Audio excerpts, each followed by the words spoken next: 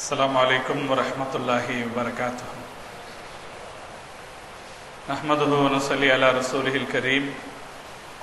أما بعد، فقد قال الله تعالى في القرآن العظيم والفرقان المجيد: يا أيها الذين آمنوا إذا جاءتكم المؤمنات مهاجرات فامتحنوهن الله أعلم بإيمانهن فإن علمتموهن مؤمنات فلا ترجعوهن إلى الكفار لا هن حل لهم ولا هم يحلون لهم.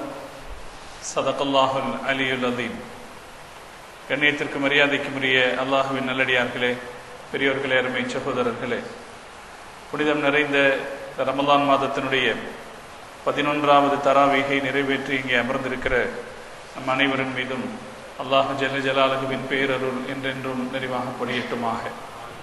அருமையானவர்களே, இன்றைய தினம் சேற்றில் முளைத்த செந்தாமரைகள் என்ற தலைப்பு வரிசையிலே உம்மு குல்சும் பின்து உக்பத் பின் வஈத் ரலியல்லாஹு தஆலா அன்ஹா என்கிற பெண்மணியின் வரலாற்றை நாம் பார்க்க இருக்கிறோம். இதுவரைக்கும் நாம் பார்த்த சஹாபாக்கள் எல்லோரும் ஆண்கள். இன்று நாம் பார்க்க இருப்பவர் ஒரு பெண்மணி. சிறந்த ஈமானிய உறுதிக்கும் அறிவு கூர்மைக்கும் சுய கௌரவத்திற்கும் இலக்கணமாக திகழ்ந்த ஒரு பெண்மணியினுடைய வரலாற்றை நாம் பார்க்க இருக்கிறோம்.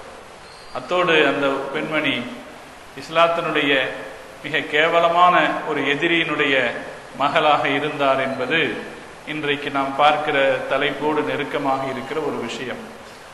பெருமானார் ஸல்லல்லாஹு அலைஹி வஸல்லம் அவர்களுக்கு எதிரிகள் ஒவ்வொரு வகையிலே இருந்தார்கள். தன்னுடைய ஆதிக்க பலத்தை வைத்து இடையூறு செய்த எதிரிகள், தன்னுடைய வார்த்தைகளால் இடையூறு செய்த எதிரிகள், தன்னுடைய பிரச்சாரத்தால் இடையூறு செய்த எதிரிகள் என்று பல தரப்பினர் இருந்தார்கள். உக்பத் பின் அபி முஐத் பெருமானாருடைய எதிரிகளில் மிக கேவலமானவர். ஒரு அடியாளை போல, பலசாலிகளுக்கு செல்வாக்குள்ளவர்களுக்கு அடியாட்கள் இருப்பார்களே, அதுபோல ஒரு அடியாளை போல முஹம்மது ரசூல் ஸல்லல்லாஹு அலைஹி வஸல்லம் அவர்களுக்கு எதிராக நடந்து கொண்டு உடல் ரீதியாக பெருமானாரை துன்படுத்திய எதிரி. நேரடியாக பெருமானார் ஸல்லல்லாஹு அலைஹி வஸல்லம் அவர்களை உடல் ரீதியாக துன்புறுத்திய எதிரி உக்பத் பின் அபி முஐத். அவன் சொந்த புத்தி இல்லாதவன். அதனால் பிறருக்கு எடுபிடிகள் போல செயல்பட்டான். எடுபிடிகளுடைய செயல்களை நீங்கள் பார்த்தீர்கள் என்றால் கேவலமானதாகவே இருக்கும். கேவலமான எந்த செயலுக்கும் அவர்கள் தயங்க மாட்டார்கள். தலைவர்கள் எதிரிகளாக இருந்தாலும் கூட அசிங்கமாக நடந்து கொள்வதற்கு யோசிப்பார்கள். ஆனால் எடுபிடிகள் இருக்கிறார்களே, அவர்கள் அசிங்கமாகவும் அவலட்சணமாகவும் நடந்து கொள்வதற்கு யோசிக்க மாட்டார்கள். வரலாற்றிலே நமக்கு நிறைய உதாரணங்கள் இருக்கிறது. எடுபிடிகள் எவ்வளவு கேவலமாக நடந்து கொள்ளக்கூடும் என்பதற்கு. ஒரு எடுபிடிதான் ஹுசைன் ரலியல்லாஹு தஆலா அவர்களை கொலை செய்தார். ஆட்சி அதிகாரத்தில் இருந்தவர்கள் அல்ல, ஆளுநர்களாக இருந்தவர்கள் அல்ல, எடுபிடியாக இருந்த ஒருத்தன் தான் ஹுசைன் ரலியல்லாஹு தஆலா அவர்களை கொடூரமாக கொலை செய்தார். இல்லையெனில் இந்த விபரீதம் உலகத்தில் நடந்திருக்கவே முடியாது.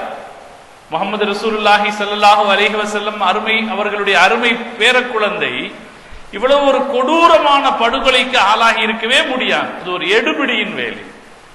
எடுபிடிகள் அடியாட்களாக இருப்பவர்கள் மிக கேவலமாக நடந்து கொள்வார்கள்.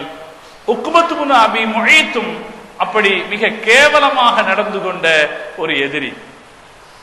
ஆனால் இயல்பிலே அவன் சாதாரணமான எல்லோருக்கும் அடங்கி போகிற இயல்புடையவன். மக்காவிலே திமிரெடுத்தவன் கிடையாது.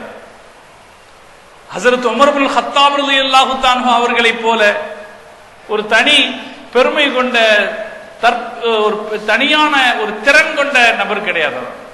அவன் அடங்கி போகிற இயல்புடையவன். அப்படி அடங்கி போகிற இயல்பின் காரணத்தினாலே மக்காவின் தலைவர்கள் எல்லாம் அவனை போகிற போக்கில் ஒரு தட்டு தட்டி விட்டு போவார்கள். நான் எடுபிடி என்று சொன்னேனே அதற்கு இலக்கணம். அவன் அடங்கி போகிற இயல்புடையவன். அவன் வீரன் கிடையாது. உமர் ரலியல்லாஹு தஆலாவை போல அவன் சாதாரண எடுபடியாக இருந்ததினாலே மக்காவின் தலைவர்கள் போகிற போக்கில் அவனை தட்டுவார்கள். முடிந்தவரை அவனுக்கு இடையூறும் செய்வார்கள். இப்படி ஒரு இயல்புடையவனாக இருந்தவன் ஒரு அருமையான முறையிலே இஸ்லாத்தை தழுவினான். நான் இந்த வரலாற்றை உங்களுக்கு முன்னால் சொல்லி இருக்கிறேன். பெருமானார் ஸல்லல்லாஹு அலைஹி வஸல்லம் அவர்களை ஒரு விருந்துக்கு அவன் அழைத்தான். வெளிநாட்டுக்கு போய்விட்டு வருகிறவர்கள் விருந்து கொடுப்பது பழக்கம். அதுபோல ஒரு விருந்துக்கு ரசூல் ஸல்லல்லாஹு அலைஹி வஸல்லம் அவர்களை அவன் அழைத்தான். ஸல்லல்லாஹு அலைஹி வஸல்லம் அவர்களும் அந்த விருந்துக்கு வந்தார்கள். ஆனால் சாப்பிடாமல் அவர்கள் எழுந்து கிளம்பினார்கள். கிளம்பிய போது அவன் பெருமானாரிடத்திலே கேட்டான், ஏன் எழுந்து போகிறீர்கள் என்று கேட்டான். ஸல்லல்லாஹு அலைஹி வஸல்லம் அவர்கள் சொன்னார்கள், நீ லா இலாஹ இல்லல்லாஹ் சொன்னால் நான் சாப்பிடுகிறேன் என்று சொன்னார்கள். பெருமானாரை உண்ண வைப்பதற்காக இஸ்லாத்தை ஏற்றுக்கொண்டான். அப்பவே லா இலாஹ இல்லல்லாஹ் சொல்லி இஸ்லாத்தை ஏற்றுக்கொண்டான். நான் பலமுறை இதை சொல்லி இருக்கிறேன். இவன் அப்படியே இஸ்லாத்தில் இருந்திருப்பான் என்றால் இவனுடைய இஸ்லாத்தை போல இவனுடைய இஸ்லாம் பாராட்டப்படக்கூடிய ஒரு இஸ்லாமாக மாறி இருக்கும். ஆனால் சுயபுத்தி இல்லாதவனாக இருந்த காரணத்தினாலே, எடுப்பார் கைப்பிள்ளையாக அவன் இருந்த காரணத்தினாலே, அவன் இஸ்லாத்திற்கு வந்துவிட்ட செய்தி மக்கள் மத்தியிலே பரபரப்பாக பேசப்படுகிறது. உக்பா இஸ்லாத்தை ஏற்றுக்கொண்டான் என்று குறைஷி காபிர்கள் பேசிக் கொள்கிறார்கள். அந்த நேரத்திலே அவனுடைய முக்கிய நெருங்கிய நண்பனாக இருந்தவன் உமையத் இப்னு ஹலஃப். நேற்றைக்கு நாம் இவனை பற்றி படித்தோம். உமையத் இப்னு உமையா அப்போது ஊரில் இருக்கவில்லை. உமையா ஊரிலிருந்து திரும்பி வந்த உடனே உமையாவிடத்திலே பல பேரும் போய் புகார் சொன்னார்கள், உன்னுடைய நண்பன் மதம் மாறிவிட்டான். அவனுக்கு அந்த ராத்திரி பூரா தூக்கமே வரலையா உமையாவுக்கு. அடுத்த நாள் காலையிலே மற்றவர்களை அழைத்து கேட்கிறான், என்ன நடந்துச்சு? இது மாதிரி நடந்து விட்டது. அப்படி தெரிந்து கொண்ட உடனே அவன் பொறுமையாக காத்திருக்கிறான். அவனை தேடி உக்பா வருகிறார். வந்த உக்பா வாழ்த்து சொல்கிறான், காலை வாழ்த்து, சபாஹல் கைர் என்று காலை வாழ்த்து சொல்கிறான். உமையா அந்த வாழ்த்துக்கு பதில் சொல்லல. பதில் கிடைக்கலன்னு அவனுடைய மனசுக்குள்ளே ஒரு நெருக்கடி வருது. ஏன் நான் சொன்ன வாழ்த்துக்கு நீ பதில் சொல்ல மாட்டேங்கிற என்று அவன் கேட்டான். உடனே உமையா சொன்னான், நான் உன்னிடத்திலே பேச மாட்டேன், நீ மதம் மாறி இருக்கிறாய். நான் நேற்று முழுக்க எனக்கு சரியான தூக்கம் இல்லை, எனவே நீ திரும்ப மதம், எனவே நான் உன்னிடத்திலே பேச மாட்டேன்னா. உக்பா திருப்பி கேட்டான், இப்ப உன் மனசை திருப்திப்படுத்துறதுக்கு நான் என்ன செய்யணும்? ஃபமா யுப்ரிஉ சத்ருக இதா அதஃஅல்துஹு, உன் மனசை திருப்திப்படுத்துறதுக்கு நான் என்ன செய்யணும்னா. அப்ப உமையா சொல்லி கொடுத்தான், நீ திரும்பி போய் அவருடைய சபையில உட்கார்ந்து அவர் முகத்துல காரி துப்பணும், முஹம்மதின் முகத்தில் காரி துப்பணும். உலகத்தில் என்ன கெட்ட வார்த்தைகள் இருக்கிறதோ அந்த கெட்ட வார்த்தைகளில் எல்லாம் அவரை திட்டணும். முடிந்தால் அவருடைய கழுத்தில் கால் வைத்து நீ மிதிக்கணும். இப்படி செய்து விட்டு வந்தால் இப்படின்னு இன்னும் நிறைய சொன்னான். இப்படியெல்லாம் நீ செய்து விட்டு வந்தால் பிறகு நான் உன்னோடு பேசுவேன் என்று சொன்ன உடனே அவனுடைய பேச்சை கேட்டு நேர பெருமானார் ஸல்லல்லாஹு அலைஹி வஸல்லம் அவர்கள் இருந்த சபைக்கு வந்தான். பெருமானார் ஸல்லல்லாஹு அலைஹி வஸல்லம் அவர்களுக்கு பக்கத்தில் வந்து காரி துப்பினான். ஆனால் அவனுடைய எச்சில் பெருமானாரை நோக்கி போகவில்லை, அவனை நோக்கியே திரும்பி வந்தது. அவனுடைய முகம் கருத்து போனது என்று வரலாறு சொல்கிறது. கடைசியில் அவன் செத்து போகிற வரைக்கும் முகம் கருத்தவனாகத்தான் செத்தான் என்பது உக்பத் இப்னு அபீ முஹைத்தினுடைய வரலாறு. அதிலேயே திரும்பி வந்துட்டான். அவனுடைய நண்பன் வேற என்னெல்லாம் சொன்னானோ அதையெல்லாம் செய்வதற்கு வாய்ப்பு கிடைக்கல. அவன் எச்சிலை துப்புகிற போது அந்த எச்சில் பெருமானாரை நோக்கி போகாமல் அவன் முகத்தை நோக்கியே திரும்பி வந்தது. அவன் முகத்தை கரித்து விட்டது. எரிந்து போன முகத்துடையவனாக அவன் திரும்பி வந்தான் என்று வரலாறு சொல்கிறது. அதற்கு பிறகும் பெருமானார் ஸல்லல்லாஹு அலைஹி வஸல்லம் அவர்களுக்கு பல முறையிலே அவன் தொல்லை கொடுத்தான். பெருமானாருடைய பெரிய எதிரியாக மாறினான். ரசூலுல்லாஹ்வுக்கு உடல் ரீதியாக தொல்லை கொடுப்பவனாக இருந்தான். பெருமானார் நடக்கிற பாதையில் வேண்டுமென்றே தெரிந்து முல்லை பதிக்கிற வேலைகளை செய்தவன் இவனும் ஒருத்தன். முல்லை பதிக்கிற வேலை செய்ததில் உம்மு ஜமீல் என்ற அபூ லஹபுடைய மனைவியையும் பார்த்திருப்போம். இவனும் ஒருத்தன் ரசூலுல்லாஹ்வுடைய பாதையிலே முல்லை பதுக்கி வைத்தவன். அதே போல ரசூல் ஸல்லல்லாஹு அலைஹி வஸல்லம் அவர்கள் ஒரு தடவை காபாவிலே தொழுது கொண்டிருக்கிற போது அங்க வந்தான். ஸல்லல்லாஹு அலைஹி வஸல்லம் அவர்கள் தொழுது கொண்டிருக்கிறத பார்த்தான். அவன் மேல கிடக்கிற துண்டை எடுத்து கயிறு மாதிரி சுருட்டினான். அந்த கயிற்றை எடுத்து பெருமானாருடைய கழுத்திலே போட்டு முறுக்கினான். எந்த அளவுக்கு முறுக்கி விட்டான் என்றால் ஸல்லல்லாஹு அலைஹி வஸல்லம் அவர்கள் திணறுகிற அளவுக்கு முறுக்கிட்டான். அப்ப ஓடி வந்தார் ஹஜ்ரத் அபூபக்கர் சித்திக் ரலியல்லாஹு தஆலா அவர்கள். வந்தவர்கள் அவனை தட்டி விட்டு அவன் கையை பிடித்துக் கொண்டு அத்தக்துலூன ரஜுலன் ஐ யகூல ரப்பி அல்லாஹ், என் இறைவன் அல்லாஹ் என்று சொன்னதற்காகவே நீங்கள் ஒரு ஆளை கொன்று விடுவீர்களா என்று கேட்டு அவனை தட்டிவிட்டார். ஹஜ்ரத் அபூபக்கர் சித்திக் ரலியல்லாஹு தஆலா என்கிற செய்தி ஸஹீஹுல் புகாரியிலே பதிவாக இருக்கு. இப்படி தொல்லை கொடுக்கணும்னா அவன் எப்படிப்பட்டவனா இருப்பான்? நல்லவர்களை பிடிக்காதவர்கள் பலர் சமூகத்தில் இருப்பார்கள். நல்லவர்களுக்கு கெட்டவர்களை பிடிக்காது. இதுதான் ஆதி காலத்திலிருந்து மனித வரலாறு. மனித வரலாறு ஆதம் அலைஹிஸ்ஸலாமுடைய காலத்திலிருந்து இன்னைக்கு வரைக்கும் இருக்கிற மனித வரலாறு என்னன்னா, நல்லவர்களை கெட்டவர்களுக்கு பிடிக்காது. நல்லவர்கள் கெட்டவர்களுக்கு இடையூறு செய்வார்கள். இடையூறு செய்யறதிலையும் என்ன ஒரு நடைமுறை இருக்கிறது என்றால், ஒரு எதிர்ப்பை வெளிப்படுத்துவது, வெற்றி பெற விடாமல் தடுப்பது, ஆதரவு கிடைப்பதை தடுப்பது என்று பல உத்திகளை கையாள்வார்கள். ஆனால் நல்லவர்களை நோக்கி கை வைக்கிறார்களே, அதுதான் எதிர்ப்பிலே ரொம்ப கேவலமான எதிர்ப்பு. நல்லவர்கள் மீது கை வைப்பதும் அவர்கள் மீது தங்களுடைய பலப்பிரயோகம் செய்கிறவர்கள் உலகத்தில் மிக கேவலமானவர்கள். அப்படி செய்யறவங்களுக்கான முடிவு நல்லதாக இருக்காது. அதுக்கு ஒரு உதாரணம் உக்பத் இப்னு அபீ முஐத். பெருமானார் ஸல்லல்லாஹு அலைஹி வஸல்லம் அவர்கள் மீது கை வைக்க அபூ ஜஹலுக்கு துணிவில்லை. பெருமானார் மீது கை வைக்க அபூ லஹபுக்கு துணிவிருக்கவில்லை, உமையாவுக்கும் துணிவிருக்கவில்லை. பெரும் பணக்காரர்கள், பிரமுகர்கள், தலைவர்கள், அவர்களுக்கு வராத துணிச்சல் இந்த எடுபிடிக்கு வந்துச்சு. அதான் நான் சொன்னேன், எடுபிடிகள் தான் இந்த வேலையை செய்வார்கள். அவர்களுக்கு யாரை தொடுகிறோம் என்கிற பெருமை தெரியாது. அவன் புத்தி கடன் கொடுக்கப்பட்ட புத்தி. அவன் சொல் கேட்டு நடக்கிறவன். அவன் என்ன வேணாலும் செய்வான். அப்படி ஹஜ்ரத் ஸல்லல்லாஹு அலைஹி வஸல்லம் கழுத்திலே துண்டை போட்டு முறுக்கினான் ஒரு தடவை. அவனுடைய வாழ்க்கையிலே பெருமானாருக்கு அவன் கொடுத்த இடையூறிலே ஒரு முதன்மையான இடையூறு.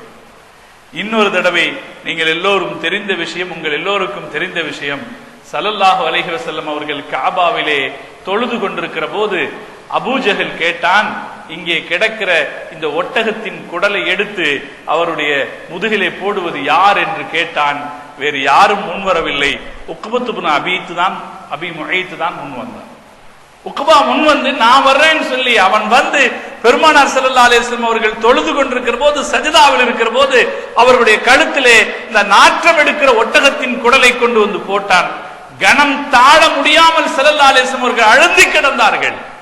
தலையை தூக்க முடியல. ஒட்டகத்தினுடைய குடல் எவ்வளவு கனமா இருக்கு. தலையை தூக்க முடியாமல் கஷ்டப்படுகிற போது தூரத்தில் இருந்து அதை பார்த்து விட்ட பெருமானாருடைய மகள், அருமை மகள் அன்னை ஃபாத்திமா ரலியல்லாஹு தஆலா அன்ஹா அவர்கள் ஓடி வந்து தந்தை விடுகிற சிரமத்தை பார்த்து அதை அப்புறப்படுத்தினார்கள் என்பதும் வரலாறு. பெருமானாருடைய வாழ்க்கையிலே பெருமானாரை உடல் ரீதியாக சித்திரவதை செய்தது என்று நீங்கள் படித்தீர்கள் என்றால் இந்த ரெண்டைத்தான் நீங்க படிக்கலாம். ரசூல் ஸல்லல்லாஹு அலைஹி வஸல்லம் அவருடைய வரலாற்றிலே உடல் ரீதியாக சித்திரவதை செய்தது என்றால் பிரதானமாக இந்த ரெண்டு வரலாற்றை படிக்கலாம். இந்த வரலாற்றில் இந்த ரெண்டிலும் அதற்கு காரணமாக இருந்தவன் உக்பத் இப்னு அபீ முஐத் தான். பெருமானாருக்கு உடல் ரீதியாக தொல்லை கொடுத்தவர், மக்காவின் எதிரிகளை பல வகையிலும் ரசூல் ஸல்லல்லாஹு அலைஹி வஸல்லம் அவர்களுக்கு எதிராக தூண்டிவிட்டவர். பத்ர் யுத்தத்திற்கு வந்தான். பத்ர் யுத்தத்திலே அல்லாஹ்வுடைய நாட்டம் அவனுக்கு பத்ர் யுத்தத்திலே அல்லாஹ் அழிவை தரவில்லை. அபூ ஜஹல் பத்ர் யுத்தத்தில் அழிந்தான். அதே போல உத்பா பத்ர் யுத்தத்தில் அழிந்தான்.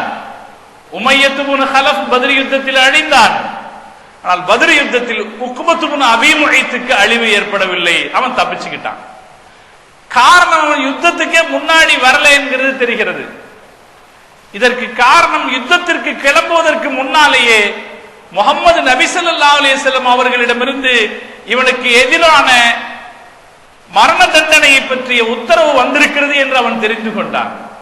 ஸல்லல்லாஹு அலைஹி வஸல்லம் அவர்கள் நாம் இருவரை கொல்வோம் என்று சஹாபாக்களிடத்தில் முதலிலேயே சொல்லி இருந்தார்கள். பெருமானார் ஸல்லல்லாஹு அலைஹி வஸல்லம் அவர்கள் முதலிலேயே சொல்லி இருந்தார்கள். அப்படி சொன்னவர்கள் ஒரு ஆள் தான் உமையத் இப்னு ஹலஃப். நாம் இதை பற்றி ஏற்கனவே பார்த்தோம். அதே போல பெருமானார் அவர்களால் முன்னறிவிப்பு செய்யப்பட்ட ஒரு ஆளுதான் உக்பத் இப்னு அபீ முஐத். இது அவனுக்கு தெரியும். பத்ர் யுத்தத்திற்கு அவன் மக்களை எல்லாம் திரட்டினாலும் கூட அவன் மக்காவை விட்டு வெளியே வர்றதுக்கு தயங்கிட்டு இருந்தான். ஆனாலும் வேற வழி இல்லாம வந்தான். யுத்தத்திலே முன்னணியில இருக்கல, அதனால் அவன் கொல்லப்படுவதிலிருந்து தப்பித்துக் கொண்டான். ஆனாலும் அல்லாஹ் விடவில்லை. அவனுக்கு ஒரு மோசமான அழிவை தர வேண்டும் என்று அல்லாஹ் நினைச்சான். 70 கைதிகளில் ஒரு கைதியாக அவன் மாட்டினான். முஸ்லிம்களிடத்திலே 70 கைதிகள் சிக்கினார்கள். இந்த 70 கைதிகளையும் ஸல்லல்லாஹு அலைஹி வஸல்லம் அவர்கள் எப்படி நடத்தி இருக்கிறார்கள் என்கிற வரலாற்றை பார்த்தால் ஆச்சரியமானது. பெருமானார் ஸல்லல்லாஹு அலைஹி வஸல்லம் அவர்கள் நினைத்திருந்தால் அந்த 70 பேரையும் கொன்று போட்டிருக்கலாம். அந்த 70 பேரையும் ஸல்லல்லாஹு அலைஹி வஸல்லம் அவர்கள் கொலை செய்திருக்கலாம். ஆனால் ஸல்லல்லாஹு அலைஹி வஸல்லம் அவர்களை கொலை செய்யல, பலரை மன்னித்து விட்டார்கள். பெருமானாரால் மன்னித்து விடப்பட்டவர்களில் ஒருவன் அபூ இஸ்ஸா அம்ர் இப்னு ஜமூஹ். ரசூல் ஸல்லல்லாஹு அலைஹி வஸல்லம் வந்து கைதியாக இருந்த நிலையில பரிதாபமா கெஞ்சினான், நான் பெரிய குடும்பஸ்தன், என்ன தயவு செஞ்சு விட்டுருங்க என்று கெஞ்சினான். ஸல்லல்லாஹு அலைஹி வஸல்லம் அவர்கள் சரி போ என்று அனுப்பிட்டாங்க. ஆனால் பெருமானாருடைய கருணையை பெற்ற அவன் அதற்கேற்ப நடந்துக்கல. திரும்ப மக்காவாசிகளிடத்தில் போய் சொன்னான், நான் எப்படி முகம்மதை ஏமாற்றி விட்டேன் பார்த்தீர்களா என்று கேட்டான். அதற்கு பிறகு முஸ்லிம்களுக்கு எதிராக கவிதைகளை பாடி முஸ்லிம்களுக்கு எதிராக தொல்லை செய்தான். உஹது யுத்தத்திலேயும் வந்தான். ஆனால் பின்னால் ஒரு தடவை அவன் சிக்கிய போது ஸல்லல்லாஹு அலைஹி வஸல்லம் இடத்துல 2வது தடவையும் அவன் கெஞ்சினான், நான் பெரிய குடும்பஸ்தன், என்ன விட்டுருங்கன்னு கெஞ்சினான். ஸல்லல்லாஹு அலைஹி வஸல்லம் சொன்னாங்க, ஒரு மூமின் ஒரே பொந்திலிருந்து 2 முறை தீண்டப்படக்கூடாது அப்படின்னு சொல்லி அவனுக்கு மரண தண்டனை கொடுத்தார்கள். இப்படி சில பேரை ஸல்லல்லாஹு அலைஹி வஸல்லம் அவர்கள் மன்னித்து விட்டார்கள். சிலரிடத்திலே பணம் வாங்கி கொண்டு விட்டார்கள். ஹஜ்ரத் உமர் ரலியல்லாஹு தஆலா அவர்கள் சொன்னார்கள், எல்லோரையும் நாம் கொல்ல வேண்டும், இவர்கள் நமக்கு ஹக்குக்கு எதிரிகள், சத்தியத்திற்கு எதிரிகள், இவர்களை நாம் கொல்ல வேண்டும், மரண தண்டனை தர வேண்டும் என்று சொன்னபோது அதை மறுத்து ஸல்லல்லாஹு அலைஹி வஸல்லம் அவர்கள் எல்லோரையும் விடுதலை செய்தார்கள். ஆனா இந்த பத்ரின் கைதிகளை மக்கால இருந்து கூட்டிட்டு போகும்போதே ஒரு இடத்துல வச்சு ஸல்லல்லாஹு அலைஹி வஸல்லம் அவர்கள் 2 பேரை கொலை செய்து விடுமாறு சொன்னார்கள். அப்படி கொலை செய்து விடுமாறு சொன்னவர்களில் ஒரு ஆளு நுதர் இப்னுல் ஹாரிஸ். பெருமானார் ஸல்லல்லாஹு அலைஹி வஸல்லம் அவர்களுக்கு எதிராக கடுமையான பிரச்சாரத்தில் இருந்தவன். ரசூல் ஸல்லல்லாஹு அலைஹி வஸல்லம் அவர்கள் எங்கெல்லாம் போய் பிரச்சாரம் செய்கிறார்களோ அங்கெல்லாம் போய் இவன் புதுசா பிரச்சாரம் செய்வான். நான் இதை பத்தி ஏற்கனவே சொல்லி இருக்கிறேன். எப்படின்னா, ஷாம் தேசத்திலே போய் கதைகளை விலைக்கு வாங்கிட்டு வந்தான். சொல்லியிருக்கிறேன் இதுக்கு முன்னாடி. ஷாம்ல போய் கதைகளை விலைக்கு வாங்கிட்டு வந்தான். வெளிநாட்டுல போய் கதைகளை விலைக்கு வாங்கிட்டு வந்து ரசூல் ஸல்லல்லாஹு அலைஹி வஸல்லம் அவர்கள் எங்காவது மக்காவின் காஃபிர்களிடத்திலே போய் ஆதுகளையும் சமூதுகளையும் சொல்லி எச்சரிக்கை செய்கிற போது ஸல்லல்லாஹு அலைஹி வஸல்லம் பேசி முடிச்சுட்டு வந்த உடனே இவன் போவான். இவன் சொல்லுவான், அவர் சொன்னதை விட நான் நல்ல கதை சொல்றேன்மா. இப்படி பெருமானாருக்கு எதிராக பிரச்சாரம் செய்து கொண்டிருந்த நுதர் இப்னு ஹாரிஸ் அதில் கைதியாக சிக்கினான். ஸல்லல்லாஹு அலைஹி வஸல்லம் அவர்கள் அவனை கொல்லுமாறு சஹாபா அலி ரலியல்லாஹு தஆலா உத்தரவிட்டார்கள். பத்ர் யுத்தத்தின் 70 கைதிகளுக்கு இடையே அவனை தனியாக அழைத்து அவனை கொலை செய்தார்கள். அதற்கு அடுத்து ஸல்லல்லாஹு அலைஹி வஸல்லம் அவர்கள் உத்தரவிட்டது உக்பத் இப்னு அபீ முஐத்தை கொல்லுமாறு உத்தரவிட்டார். இவனும் சிக்கியிருந்தான். அவனுக்கு யுத்தத்துல அல்லாஹ் மரணத்தை கொடுக்கல, தனியாக ஒரு இடத்துல மோசமாக கொல்லப்படுகிற ஒரு சூழ்நிலையை அல்லாஹ் ஏற்படுத்தினான். உக்பத் இப்னு அபீத்தை அவனை கொல்லுமாறு ஸல்லல்லாஹு அலைஹி வஸல்லம் அவர்கள் உத்தரவிட்ட உடனே அவன் முஸ்லிம்களை பார்த்து கேட்டான், யா மஅஷர குரைஷ் மாலி உக்தலு பைனக்கும் சப்ரன், என்ன நீங்க இந்த மாதிரி கொல்றீங்க, என்ன இந்த மாதிரி நீங்க கொல்றீங்களேன்னு கேட்டான். யுத்தத்திலே கொன்றால் அது வேறு மாதிரி, இப்படி கொன்றால் அது ஒரு மோசமான, அது ஒரு தண்டனை அல்லவா, என்ன இப்படி எனக்கு நீங்கள் தண்டனை தருகிறீர்கள் என்று கேட்டான். ஸல்லல்லாஹு அலைஹி வஸல்லம் அவர்கள் சொன்னார்கள், பிகுஃப்ரிக வஜ்திராஇக அலல்லாஹி வ ரசூலிஹி, நீ காஃபிராக இருந்திருக்கிற காரணத்தினாலும் அல்லாஹ்வின் மீதும் அல்லாஹ்வுடைய தூதர் மீதுக்கு எதிராக நீ காட்டிய துணிச்சலுக்காகவும், இந்த தண்டனை எதற்காக, அல்லாஹ்வுக்கு எதிராகவும் அல்லாஹ்வுடைய தூதருக்கு எதிராகவும் நீ காட்டிய துணிச்சலுக்காக இந்த தண்டனை என்று பெருமானார் ஸல்லல்லாஹு அலைஹி வஸல்லம் அவர்கள் அவனை கொலை செய்தார்கள். அந்த இடத்திலே அல்லாஹ் ஒரு வசனத்தை இறக்கினான். அல்லாஹ் சொன்னான், இவன் எப்படி ஆளு, ரசூல் ஸல்லல்லாஹு அலைஹி வஸல்லம் அவர்களோடு கையடித்து ஒப்பந்தம் செய்வதற்கு ஒரு வாய்ப்பு கிடைத்த பிறகும் கூட அந்த வாய்ப்பை தவற விட்டவன், இவன் மறுமையில எப்படி இருப்பான். அல்லாஹ் அந்த இடத்துல ஒரு ஆயத்தை இறக்கினான்.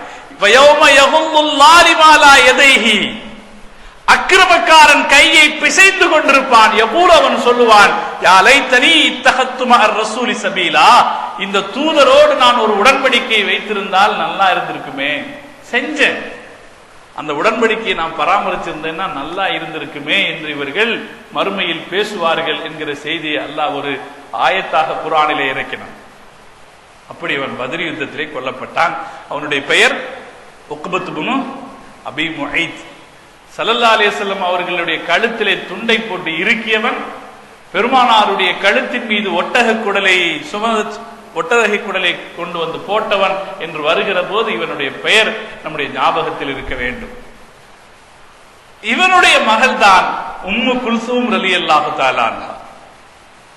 உம்மு குல்சூம் ரலியல்லாஹு தஆலாவுக்கு இருக்கிற சிறப்பு என்ன? அல்லாஹ் தஆலா தன்னுடைய ஆற்றலை அல்லாஹ் எங்கே வெளிப்படுத்துகிறான் என்றால், உக்பத் இப்னு முஐத் பெருமானாரை இஸ்லாத்தை ஏற்றுக்கொண்ட பிறகு விலகிவிட்டான் என்றால், அவன் இஸ்லாத்தை ஏற்றுக்கொண்ட அதே காலகட்டத்திலேயே அவனுடைய மகளும் இஸ்லாத்தை ஏற்றுக்கொண்டார். உம்மு குல்சூம் ரலியல்லாஹு தஆலா அன்ஹா பெருமானார் ஸல்லல்லாஹு அலைஹி வஸல்லம் அவர்கள் மதீனாவுக்கு ஹிஜ்ரத் போறதுக்கு முன்னாடியே மக்காவில் இருக்கிற போதே இஸ்லாத்தை ஏற்றுக்கொண்டார்கள். மக்காவில் இருக்கிற போதே பெருமானாரை அவரை சந்தித்து பையத் செய்து கொடுத்து கொண்டார்கள். ஆனால் அவங்க வாழ்ந்த அந்த குடும்பத்தினுடைய சூழ்நிலையில அவங்களால ஹிஜ்ரத்துக்கு போக முடியல. 1 வருஷம் போக முடியல, 2 வருஷம் போக முடியல, 4 வருஷம் போக முடியல, 5 வருஷம் போக முடியல, 6 வருஷம் போக முடியல. எல்லாரும் போயிட்டாங்க ஹிஜ்ரத்துக்கு. ஆனால் இவர்களுடைய குடும்பத்தில் இருக்கிற கட்டுப்பாடு அவர்களுடைய 2 சகோதரர்களுடைய கட்டுப்பாட்டுக்குள்ள இருந்ததுனால இந்த அம்மா இஸ்லாத்தை தழுவி விட்டாலும் கூட ஹிஜ்ரத் செய்து மதீனாவுக்கு போக முடியல. 7 வருஷமாக திட்டமிடுகிறார்கள். 6 வருஷமாக திட்டமிடுறாங்க. எப்படி? கொஞ்ச தூரம் ஓடி போயிட்டாங்க, கொஞ்ச தூரம் போயிட்டாங்கன்னு தெரிஞ்சா பின்னாடி வந்து பிடிச்சிருவாங்க, அதுக்கப்புறம் தப்பிக்கிற வாய்ப்பு கிடைக்காது. அதனால அவங்க சொல்றாங்க, நான் ஒரு திட்டம் வச்சிருந்தேன், கிராமத்திலே இருக்கிற என் சொந்தக்காரர்கள் வீட்டுக்கு போவது போல 2 நாள் தங்குவேன். என் சொந்தக்காரங்க வீட்டுல போய் 2 நாள் தங்கி இருப்பேன், திரும்ப வருவேன். ஏன்னா எப்பவாவது ஒரு தடவை என்னை காணாவிட்டால் இவர்கள் உடனே என்னை தேடி வந்து விடக்கூடாது. நான் கிராமத்து உறவினர்களிடத்தில் இருப்பதை போல் அவர்கள் நினைத்துக் கொள்ள வேண்டும் என்பதற்காக வேண்டி என் கிராமத்தில் இருக்கிற உறவினர்கள்ட்ட எல்லாம் 2 நாள் தங்குவேன். இது முதல்ல கொஞ்ச நேரம் தங்கி அப்புறம் 1 நாள் தங்கி அப்படி 2 நாள் தங்குற பழக்கம் வருவதற்குள் 6 வருஷம் ஓடி போச்சு. ஹிஜ்ரி 6வது வருஷம் முஹம்மது ரசூலுல்லாஹி ஸல்லல்லாஹு அலைஹி வஸல்லம் அவர்களுக்கும் மக்காவின் காஃபிர்களுக்கும் இடையே ஹுதைபியாவில் உடன்படிக்கை ஏற்படுகிறது. ஹுதைபியா உடன்படிக்கைக்கு தலைவராக இருந்தவர் சுஹைல் இப்னு அம்ர். நாளைக்கு நம்ம அவரை பத்தி படிப்போம்.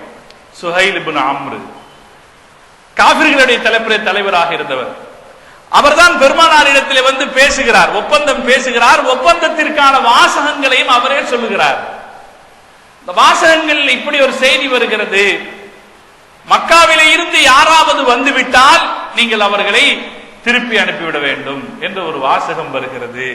நபி ஸல்லல்லாஹு அலைஹி வஸல்லம் அவர்கள் அதை ஏற்றுக்கொள்கிறார்கள். இந்த ஒப்பந்தம் நடைபெற்ற பிறகு ஸல்லல்லாஹு அலைஹி வஸல்லம் அவர்கள் திரும்பி போயிட்டாங்க மதீனாவுக்கு. இந்த ஒப்பந்தம் நடைபெற்ற பிறகுதான் உம்மு குல்சூம் அம்மாவுக்கு மக்காவில் இருந்து மதீனாவுக்கு போவதற்கான எண்ணம் உறுதிப்படுகிறது.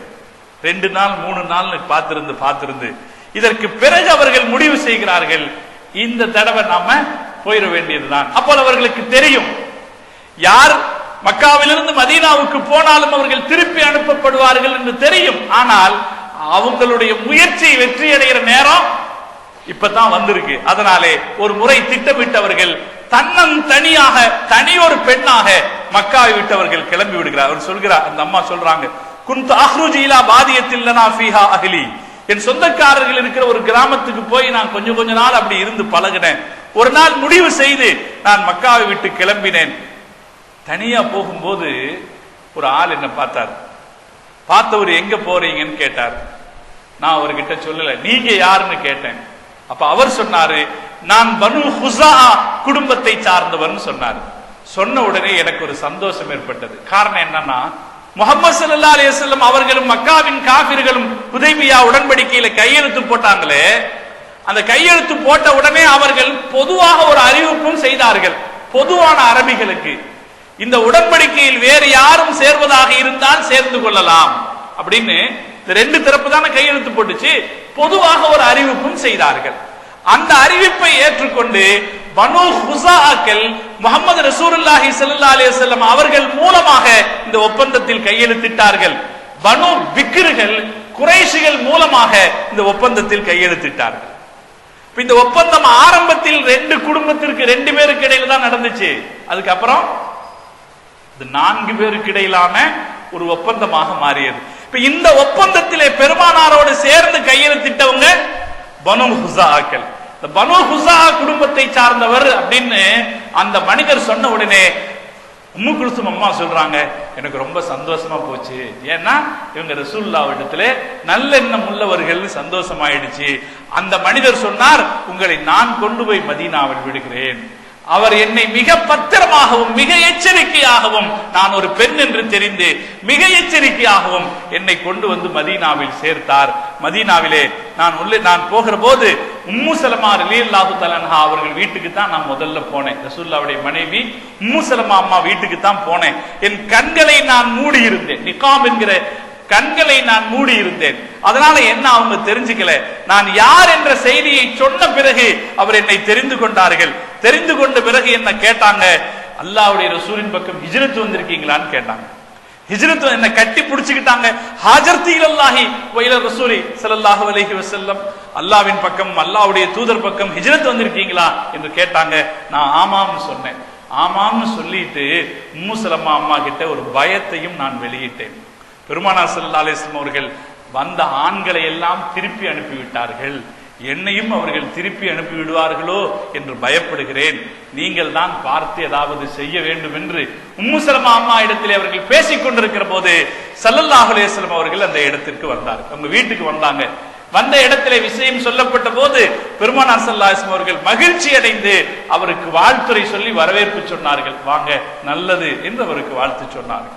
ஆனா இவங்களை 2 நாள் காணலன்னு உடனே உம்மு குல்சும் அம்மாவுடைய சகோதரர்கள் 2 பேரும் அங்க மக்காவுக்குள்ளே பரபரப்பாக தங்கள் சகோதரியை காணவில்லை என்று அவர்கள் பேசிக் கொள்கிறார்கள். அவர்களுடைய சகோதரர் வலீதும் அம்மாரும் பேசிக் கொள்கிறார், எங்க சகோதரியை காணலன்னு ஒரு முடிவாயிடுது. அவங்களுக்கு எங்கதான் போயிருக்கணும், மதீனாவுக்கு தான் போயிருக்கணும் என்பது முடிவாகிறது. உடனே அவர்கள் பேசிக் கொள்கிறார்கள், அதெல்லாம் ஒன்றும் பிரச்சனை இல்லை. ஏன்னா பைனனா வ பைன முஹம்மதின் அஹதுன் வ சுல்ஹுன், நமக்கும் முஹம்மதுக்கும் இடையே ஒரு ஒப்பந்தம் இருக்கிறது. வலைஸ அஹதும் மினன் நாஸி பிஅஃபா பி முஹம்மதின், வரலாறு சொல்கிறது. அவர்கள் அப்போது பேசிக் கொள்கிறார்கள், பிரச்சனையே இல்லை, நமக்கும் முஹம்மதுக்கு இடையில ஒப்பந்தம் இருக்கு. மக்களில் முஹம்மதை போல உடன்படிக்கையை காப்பாற்றுகிறவர் எவரும் இல்லை. அவர்கள் சொன்னார்கள், வலைஸ அஹதும் மினன் நாஸி பிஅஃபா மின் முஹம்மதின், முஹம்மதை போல உடன்படிக்கையை பாதுகாக்கிறவர்கள் எவரும் இல்லை. நذهபு இலைஹி, அவற்றை நம்ம போவோம். வ நஸ்அலுஹு அன் யஃபியலனா பிஅஹதினா, நமது உடன்படிக்கையை நிறைவேற்றுமாறு அவர்களை நம்ம கேட்டுக்குவோம் என்று சொல்லி உம்மு குல்சும் அம்மா மதீனாவுக்கு வந்து சேர்ந்த அடுத்த நாள் அவருடைய சகோதரர் வலீதும் அம்மாரும் பெருமானாரிடத்திலே வந்தார்கள். வந்து பெருமானார்ட்ட பார்த்து கேட்டாங்க, ஔஃபிலனா பிஷர்த்தினா வமா ஆஹத்தனா இலை, எங்களுடைய நிபந்தனையை நீங்கள் நிறைவேற்றுங்கள். என்ன நிபந்தனை? இந்த நிபந்தனை. அவர்கள் அப்படி கேட்டுக்கொண்டிருக்கிற போது உம்மு குல்சும் ரலியல்லாஹு தஆலா அன்ஹா அவர்கள் அங்கே வந்தார்கள். யா ரசூலல்லாஹ், அவங்க பேசினாங்க. அவர்கள் கேட்டுக்கொண்டிருக்கிற போது அந்த இடம் தயங்கிக்கிட்டு இருக்கல, அந்த இடத்துல வந்து உம்மு குல்சும் அம்மா பேசினார்கள். யா ரசூலல்லாஹ், அன இம்ரஅத்துன், நான் ஒரு பெண். வஹாலுன் நிசாஇ இலல் லுஃபி மா கத் அலிம்த, பெண்களின் நிலைமை எவ்வளவு பலகீனமானது என்பது உங்களுக்கு தெரியும். அஃப தருத்தனி இலல் குஃபார், காஃபிர்களிடத்திலே எங்களை திருப்பி அனுப்பி விடுவீர்களா? அவர்கள் என் தீன் விஷயத்திலே என்னை அவர்கள் குழப்பி விடுவார்கள். வலா சபரலி, எனக்கு பொறுமை இல்லை, அவங்க என்ன துன்புறுத்துவார்கள், இடையூறு செய்வார்கள், என்னால் பொறுத்து கொள்ள முடியாது, என்னை நீங்கள் அனுப்புகிறீர்களா என்று அவர்கள் கேட்டபோது ரசூல் ஸல்லல்லாஹு அலைஹி வஸல்லம் அவர்கள் மாத்திரம் உம்மு குல்சும் அம்மாவுடைய இந்த வாசகத்தை கேட்கவில்லை. அல்லாஹ் வானங்களுக்கு அப்பால், அர்ஷுக்கு அப்பால் இருந்து அல்லாஹ் கேட்டான். அல்லாஹ் திருக்குர்ஆனில் ஒரு அத்தியாயத்தையே இறக்கினான். அந்த அத்தியாயத்திற்கு பெயர் அல் மும்தஹனா, பரிசோதிக்கப்பட வேண்டிய பெண்கள் என்கிற தலைப்பில் அல்லாஹ் ஒரு அத்தியாயத்தை இறக்கினான். அந்த அத்தியாயத்திலே அல்லாஹ் ஒரு புதிய சட்டத்தை சொன்னான். அல்லாஹ் சொன்னான், யா அய்யுஹல்லதீன ஆமனு, விசுவாசிகளே, இதா ஜாஅகுமுல் முஃமினாத்து மிஹாஜிராத்தின், மக்காவிலே இருந்து ஈமான் கொண்ட பெண்கள் ஹிஜ்ரத் செய்து வருவார்கள் என்றால், ஃபம்தஹினுஹுன்ன, அந்த பெண்களை நீங்கள் சோதியுங்கள். என்ன சோதிக்கணும்? இவர்கள் உண்மையில் ஈமானை கொண்டு அல்லாஹ்வுக்காக மாத்திரமே வந்திருக்கிறார்களா, அல்லது வேற ஏதாவது காரணத்தால் வந்திருக்கிறார்களா? ஊர்ல புருஷன் தொந்தரவுன்னு வந்திருக்கலாம், அல்லது வேற ஏதாவது தொந்தரவுன்னு அதிலிருந்து தப்பிக்கிறதுக்காக வேண்டி இங்க வந்திருக்கலாம். இவர்கள் எதற்காக வந்திருக்கிறார்கள் என்று பரிசோதியுங்கள். அல்லாஹு அஅலமு பிஈமானிஹின்ன, அவர்களது ஈமானை பற்றி அல்லாஹ் அறிந்தவர், நீங்கள் பரிசோதியுங்கள். ஃபைன் அலிம்துமுஹுன்ன முஃமினாத்தின், அவர்கள் உண்மையில் மூமின்கள் தான் என்று நீங்கள் அறிவீர்கள் என்றால், ஃபலா துர்ஜிஉஹுன்ன இலல் குஃபார், காஃபிர்களிடத்திலே நீங்கள் அவர்களை திருப்பி அனுப்ப வேண்டாம். லா ஹுன்ன ஹில்லுல் லஹும், அந்த பெண்கள் அவர்களுக்கு ஹலால் அல்ல. வலாஹும் யஹில்லூன லஹுன்ன, அவர்கள் இந்த பெண்களுக்கும் ஹலால் அல்ல. அல்லாஹ் தீர்க்கமான ஒரு செய்தி அல்லாஹ் இறக்கிறார். இந்த செய்தியை, இந்த ஆயத்தை ஸல்லல்லாஹு அலைஹி வஸல்லம் அவர்கள் கேட்டு, இந்த ஆயத்து இறங்கிய பிறகு நபி ஸல்லல்லாஹு அலைஹி வஸல்லம் அவர்கள் விசாரிக்கிறார்கள், நீங்க எப்படி இஸ்லாத்துக்கு வந்தீங்க, உங்க நோக்கம் என்ன என்று விசாரித்த போது செய்தி தெரிந்து விட்டது. இந்த அம்மா ஈமான் கொண்ட விஷயமும், ஈமானுக்காகவே இந்த தீனுக்கு வந்திருக்கிற விஷயமும் பெருமானார் ஸல்லல்லாஹு அலைஹி வஸல்லம் அவர்களுக்கு தெரிந்தது. அதனால் ஸல்லல்லாஹு அலைஹி வஸல்லம் அவர்கள் சொன்னார்கள், இந்த அம்மாவும் சொன்னாங்க அந்த இடத்துல, பில்லாஹி மா ஹரஜ்து மின் புக்லி ஸௌஜின், அல்லாஹ்வின் மீது ஆணையாக கணவனின் மீது கொண்டிருக்கிற கோபத்தால் நான் இங்கே வரவில்லை. வபில்லாஹி மா ஹரஜ்து ரஹபதான் அர்லின் இலா அர்லின், இந்த ஊர் பிடிக்கல அதனால நான் அந்த ஊருக்கு போறேன் என்பதனால் நான் வரவில்லை. வபில்லாஹி மா ஹரஜ்து இல்திமாஸ துன்யன், நான் இந்த உலகியல் தேவையை நாடி நான் வரவில்லை. வபில்லாஹி மா ஹரஜ்து இல்லா ஹுப்பன் லில்லாஹி வலில் ரசூல், அல்லாஹ்வின் மீதும் அல்லாஹ்வுடைய ரசூலின் மீதும் கொண்டிருக்கிற அன்பினால் மாத்திரமே நான் இங்கே வந்தேன் என்று இந்த அம்மாவும் சொன்னாங்க. இப்ப ஸல்லல்லாஹு அலைஹி வஸல்லம் அவங்க சொன்னாங்க, வல்லாஹி மா அஹ்ரஜகுன்ன இல்லா ஹுப்புல்லாஹி வ ரசூலிஹி, இந்த பெண்கள் வெளியே வந்ததுக்கு காரணம் அல்லாஹ்வுடைய ஹுப்பும் அல்லாஹ்வுடைய அன்பும் அல்லாஹ்வுடைய ரசூலின் மீது கொண்டிருக்கிற அன்பினால் தான் வந்திருக்கிறார்கள் என்று சொல்லிவிட்டு பெருமானார் ஸல்லல்லாஹு அலைஹி வஸல்லம் அவர்கள் அவர்களை பார்த்து சொன்னார்கள், அந்த ஒப்பந்தம் இது விஷயத்தில் செல்லாது, பெண்கள் விஷயத்தில் செல்லாது என்றார்கள். பெண்கள் விஷயத்திலே செல்லாதுன்னு உடனே அவங்க என்ன சொல்லுவாங்க, என்ன நீங்க ஒப்பந்தம் போட்டுட்டு இப்போ ஒப்பந்தத்தை உங்களுக்கு சௌகரியமா மாத்துறீங்களேன்னாங்க. அந்த இடத்திலே நபி ஸல்லல்லாஹு அலைஹி வஸல்லம் அவர்களுக்கு அல்லாஹ் நினைவூட்டினான். பெருமானார் ஸல்லல்லாஹு அலைஹி வஸல்லம் அவர்கள் ஒரு வார்த்தையை சொல்லி காட்டினார்கள்.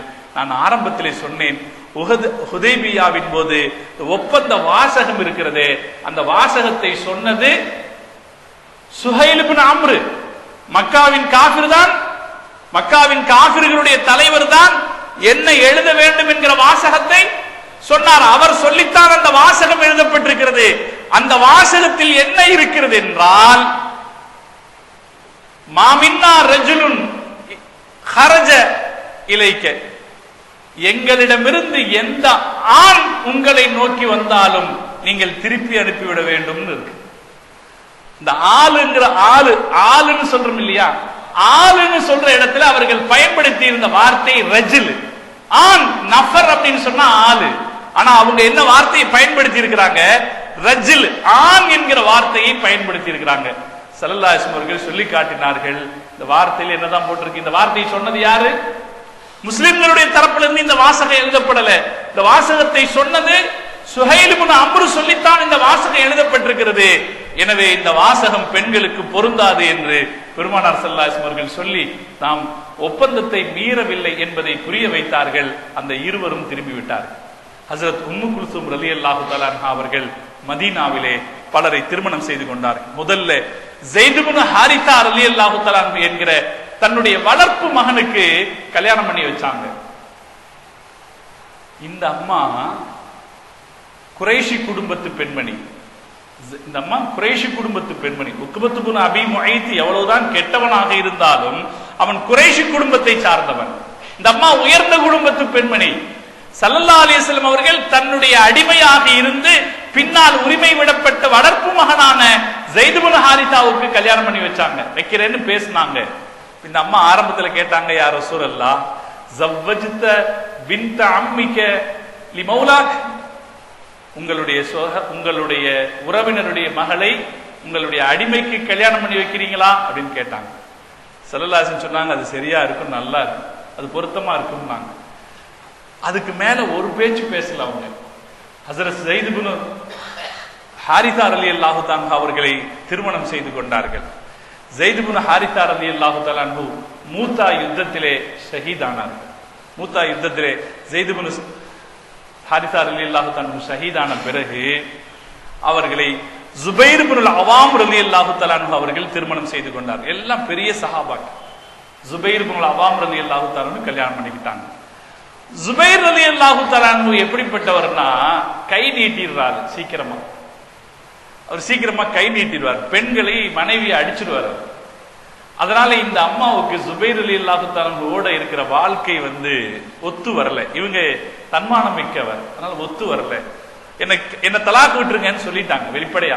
என்ன தலாக் விட்டு ஒரு குழந்தையை பெற்றாங்க, ஒரு பெண் குழந்தை பெற்றார்கள். அதற்கு பிறகு என்ன தலாக் விட்டுருங்கன்ட்டாங்க.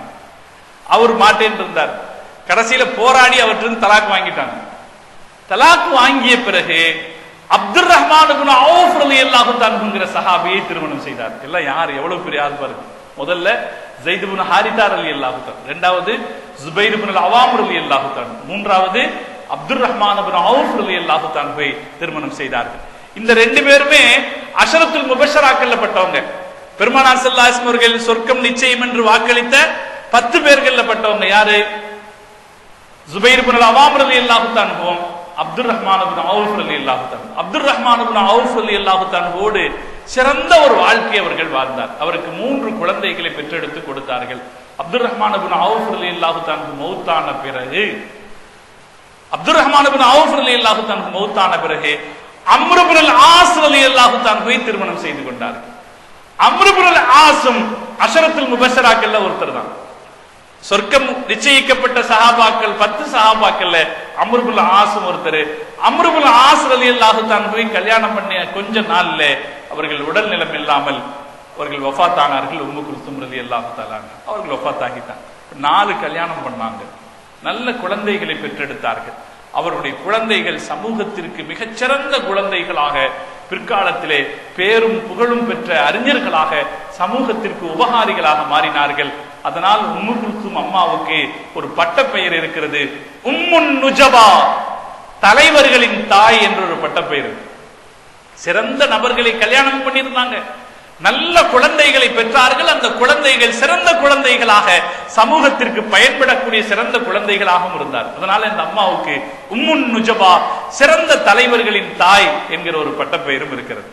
இப்படி ஒரு வாழ்க்கை, ஒரு சிறப்பான வாழ்க்கை உம்மு குல்சூம் ரலியல்லாஹு தஆலா அன்ஹா அவர்களுடைய வாழ்க்கை. அந்த வாழ்க்கையிலிருந்து பெண்களுக்கான அருமையான இலக்கணங்களை நாம் பார்க்கிறோம். பெண்கள் எப்படி இருக்க வேண்டும் என்றால், அவர்கள் ஈமானில் பலமுள்ளவர்களாக இருக்க வேண்டும். பெண்களிடத்தில் ஈமான் இருக்கும் என்றால் தான் அடுத்த சமூகத்திடத்திலே ஈமான் இருக்கும். அல்லாஹ் அல்லாஹ் என்கிற வார்த்தை தாயிடத்தில் எத்தனை தடவை வருகிறதோ அது அந்த பின்னால் அவருடைய குழந்தைகளிடத்திலே இருக்கும். அல்லாஹ் அல்லாஹ் என்கிற வார்த்தையும் நபி ஸல்லல்லாஹு அலைஹி வஸல்லம் அவர்களுடைய பெயரும் நம்முடைய தாய்மார்களுடைய வாயிலிருந்து உச்சரிக்கப்படுவது குறையும் என்றால் அடுத்த தலைமுறையில் இஸ்லாத்தை நாம் பார்ப்பது அரிதாகத்தான் இருக்கு.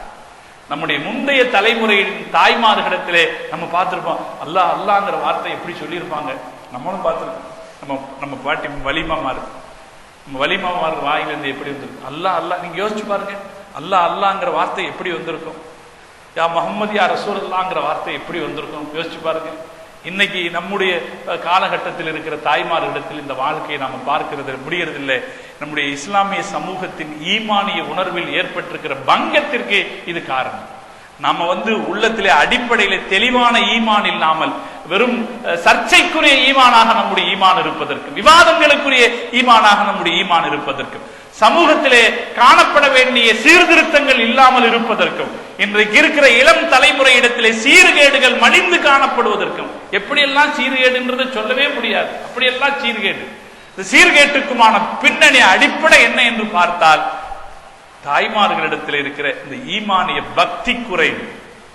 உம்மு குல்சூம் ரலியல்லாஹு தஆலா அவர்கள் அந்த பக்திக்கு ஒரு உதாரணம். ரசூல் ஸல்லல்லாஹு அலைஹி வஸல்லம் அவர்களை ஈமான் கொண்டு அல்லாஹ்வை நம்பிக்கை கொண்ட பிறகு பெருமானாரை தேடி போகிற ஒரு வாழ்க்கைக்காக 6 ஆண்டுகள் முயற்சி செய்திருக்கிறார்கள். தன்னந்தனியாக ஒரு சந்தர்ப்பத்திலே அச்சுறுத்துகிற சூழ்நிலையிலும் கூட பெருமானாரை தேடி வந்திருக்கிறார்.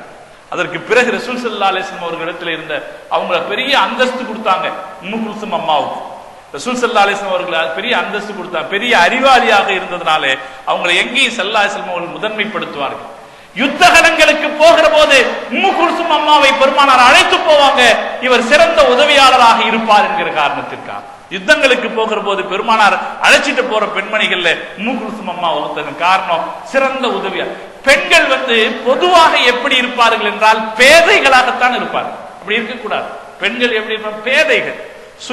சுய சிந்தனை அவர்களுக்கு இருக்காது. வீட்டுக்காரருக்கு சமைச்சு போடுறது, குழந்தைகளுடைய வயிற்று பசியை தீர்த்துக்கிறது, அந்தஸ்தா வச்சுக்கிறது. இதை தவிர சொல்லுவாங்களா இல்லையா தமிழ்ல, ஆஸ்திக்கு ஒரு பையன் ஆசைக்கு ஒரு பெண் அப்படின்னு சொல்லுவாங்க. பெண்களாலே ஒரு அழகுக்காக ஒரு சந்தோஷத்திற்காக வைக்கப்படக்கூடிய ஒரு பொருளாக அவங்களும் எப்படியே வாழ்றாங்கன்னா ஆசைதான் வாழ்க்கையாக வாழ்கிறார்கள். தாய்மார்கள்ட்ட என்ன இருக்கு? ஆசைப்படுறதுதான் இருக்கு. என்ன ஆசை? நகை மேல இருக்கிற ஆசை, டிரெஸ் மேல இருக்கு. 10 புடவை எடுத்தாலும் இன்னொரு புடவை பார்த்தா இது வாங்கணும்னு ஆசை. இந்த வெறும் இந்த சாதாரண தேட்டங்களும் நாட்டங்களும் உடையவராக இருக்கிற பெண்கள் பேதைகள். ஒரு பெண்மணி அப்படி இருந்து விட்டால் அது சமூகத்திற்கும் குடும்பத்திற்கும் அது பயன்படாது. பெண்கள் எப்படி இருக்கணும்னா அறிவுடையவர்களாக, அவர்கள் ஈமானில் வலுவுள்ளவர்களாக இருக்க வேண்டும், அறிவும் தெளிவுடையவர்களாக இருக்க வேண்டும். உம்மு குல்சும் அம்மா ஒரு உதாரணம். ரசூல் ஸல்லல்லாஹு அலைஹி வஸல்லம் அவர்களை யுத்தகலத்திற்கு அழைச்சிட்டு போனதே காரணம் என்னன்னா, தேவைப்பட்ட இடத்தில் தேவைப்பட்ட மாதிரியே உதவி செய்வார்கள். பேதையாக இருக்கிறவங்களை களத்துக்கு அழைச்சிட்டு போக முடியுமா? களத்துக்கு பேதையாக இருக்கிறவங்க அழைச்சிட்டு போக முடியும். ஸல்லல்லாஹு அலைஹி வஸல்லம் கூட்டிட்டு போவோம். காரணம், தேவைப்பட்ட இடத்தில் தேவைப்பட்ட மாதிரி உதவி செய்வார்கள் என்கிற காரணத்தினால் பல இடங்களிலும் பெருமானார் ஸல்லல்லாஹு அலைஹி வஸல்லம் அவர்களை முக்கியப்படுத்துவார்கள். அவர்கள் சிறந்த பல ஹதீசுகளை அறிவிக்கவும் செய்திருக்கிறார்கள். ரசூலுல்லாஹ் இடத்திலிருந்து பல ஹதீசுகளை அறிவிக்கவும் செய்திருக்கிறாங்க. அதே போல பெண்கள்கிட்ட சொந்தமா ஒரு கருத்து இருக்காது. அவங்களுக்கு எந்த கருத்து யாரை சார்ந்தே இருக்கும்? ஒரு கணவனை சார்ந்து அல்லது பிள்ளைகளை சார்ந்தே இருக்கும். கணவனை சார்ந்து இருக்க வேண்டியது அவசியம் தான். ஆனால் அறவே சொந்த கருத்து இல்லாதவர்களாக இருக்க முடியாது. நாளை மறுமையிலே நாம் தனியாகத்தான் அல்லாஹ் இடத்திலே பதில் சொல்லிக் கொண்டு இருக்க வேண்டியது வரும். எந்த பெண்ணுக்கும் அவருடைய கணவன் பக்கத்திலே இருந்து பதில் சொல்ல மாட்டான். இப்ப கஸ்டம்ஸ்ல போய் நிற்கிற போது, ஹஜ்ஜுக்கு போறோம், கஸ்டம்ஸ்ல போய் நிக்கிறோம், பொம்பளை போனோம்னு பக்கத்திலேயே கணவனும் போயிடுவான். என்னத்துக்கு? அதுக்கு பதில் சொல்ல தெரியாது. அதனால இவர் போய் பக்கத்துல இருந்து பதில் சொல்லுவார்.